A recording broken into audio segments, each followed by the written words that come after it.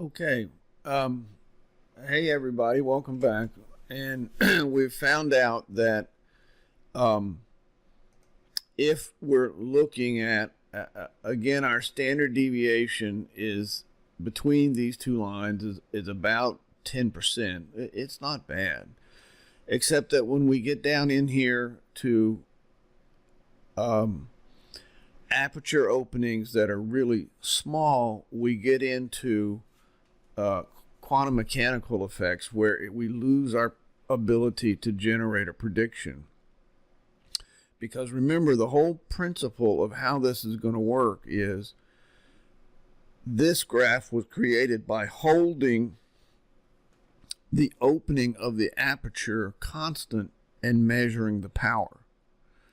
But after you've done that and created this graph, you can flip it around where you measure the power and take the value that you got for the power and you use that value of the power to make a prediction, to make an inference about what is the extent of the opening. So if you got a received power level of 6, then you would say, well, then the piston is in a place where the door is open by 60%.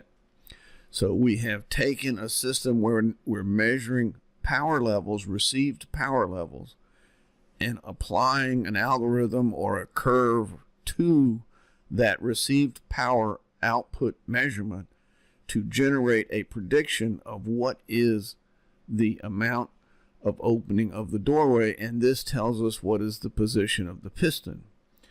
And you may be going, oh, well, this is terrible, because when we get down into here of a doorway opening below 30% or 25%, we've lost our ability to have confidence in what is the power output that we're picking up. But the thing that you need to remember is at the very moment that this doorway opening for receipt of power, and we'll go over here again and we'll turn off this quantum effect so we can see in there, but at the very moment where this doorway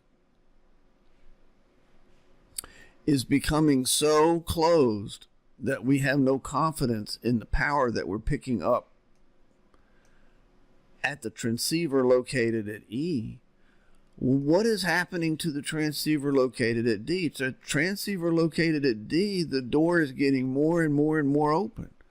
So if you have inside of your CPU system, you just make a statement that when the cylinder wall transceiver E value levels for received power with respect to piston transceiver 1 become to be below a certain amount of received power, then quit looking or quit paying any attention to cylinder wall transceiver E and take a look at cylinder wall transceiver D, because cylinder wall transceiver D is going to be sliding into the increasing power levels where we have accuracy of our measurement of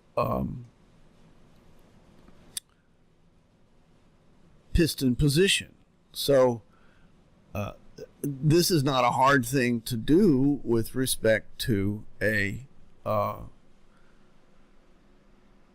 algorithm running statistics on a set of value points. So nothing really bad has happened. We just have to remember to say to our algorithm, when you're getting down into these kind of very low power, getting down into this place of very low received power values, to disregard them and switch over and start measuring received power levels at a different cylinder wall transceiver. No big deal.